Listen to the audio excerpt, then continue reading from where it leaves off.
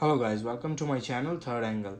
In today's video we are going to learn how to draw a geometry or any 2D drawing in DraftSight with precision. Before we start today's video, if you are new to my channel, make sure you subscribe to my channel and hit the bell icon for all the latest update of my channel. I'm going to put the link below in the description of my whole playlist so you can start and watch all the videos in the sequence. Now let's get started with today's video. Whenever we start drawing anything in DraftSight or whenever we start any 2D geometry in DraftSight, we need to focus on certain things that are so important just to not make a mistake and be precise with our drawings. So first thing I want to make sure here is we make a template. I have a whole video which explains how to make a template in DraftSight, so I would recommend you guys to go and check out that video. Now right now I am in my template. First thing I would like to check is go into the annotate tab and go into the dimension style, click on that, and then it brings you to the options menu. Now first thing is go to your drawing settings. So let's go in sequence. First thing I would like to make sure here is my unit systems. Make sure whenever you start any of your geometry, your block units format is right. So let's say if you are going to draw a geometry in inches, then your block unit format should be inches. Or if you are drawing in millimeters, feet, miles, etc, etc. The next thing here is the coordinate system. So our default coordinate system would always be the world coordinate system, but you can change your relative coordinate system if you want to. I would just leave it to the world coordinate system. Now check your drawing scale list. So there are different scales here, like 1:1, 1:2, and so on. You can add, if you want to add any scales here, according to the drawing that you are creating or the 2D geometry that you are making. Other thing I would like to really check in my drawing setting is maybe this center line settings which says quarter here, but that does not really matter. I would just leave it to the default values. Now next thing I would like to go in my drafting style. In here I can see all these different options that I have, but the main thing here I see is my text. So make sure your fonts are right, whatever you want to use, your format is okay, your annotative scaling, your height, I would like check my height for my text. So let's say if I am drawing a geometry, I can change size of my text. It depends on how big my geometry is. If I'm drawing something which is 50-inch in size, then obviously I need my text height to be at least 1 or 2 inches, so it will be easier to see when we have our drawing and we have our whole drawing in this display boundary here. The other thing I would like to check really is dimension. You go here in your styles, you see standard and annotative. I would always use a standard, and filter, it's just leave it default at all styles.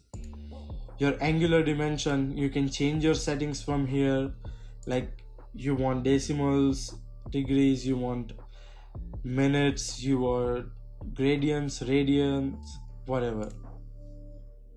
Your arc length symbol, all these small things like your arrow, your start arrow, how you want your arrow to be, like all these are options you can choose.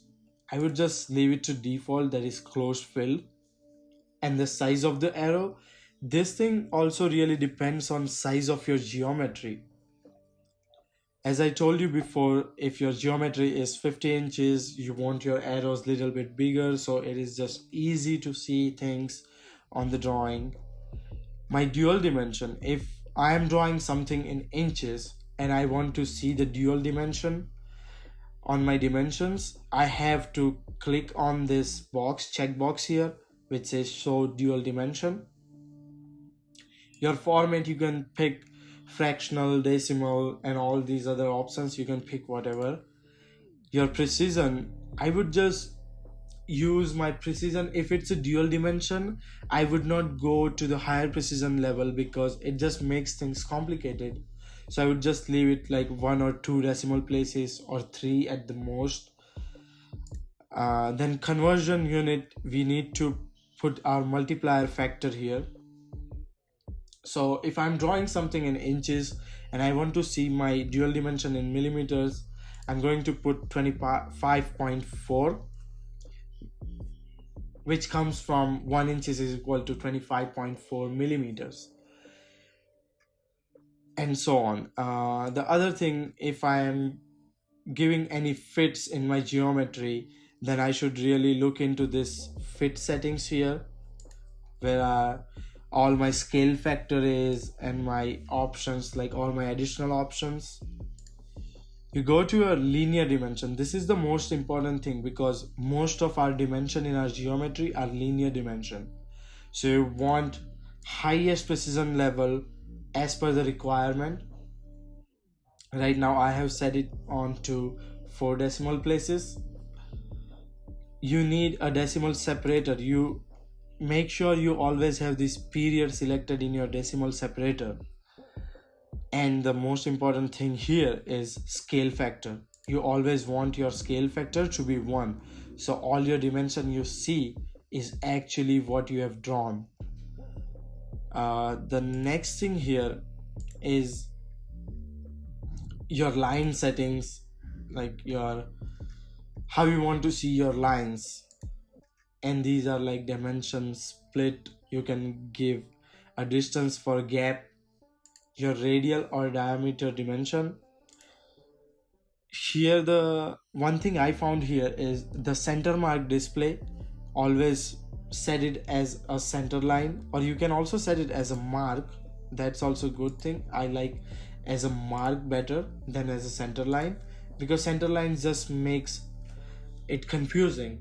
When it is just a mark, it just gives you a small little cross hair on the center of your circle or your radius. Here are your text settings, like how you want your text position on the dimension, how you want it to align with the dimension lines. Here are your tolerance settings. So you want to give a tolerance, let's say you want to put it as a basic tolerance, deviation, limits, none, symmetrical, whatever you can choose from here. Your ridge line is not really important. Yeah, so these are some of the basic things we need to look into before even we start drawing any of our 2D geometry. So I would recommend you guys to take a look into all these things before even you start drawing anything. And yeah, I hope that's it for today's video, guys. If you have any questions, put it in the comment section and I will get back to you as soon as possible, and I will try to respond to every single comment. So thanks for watching, guys. See you in my next video.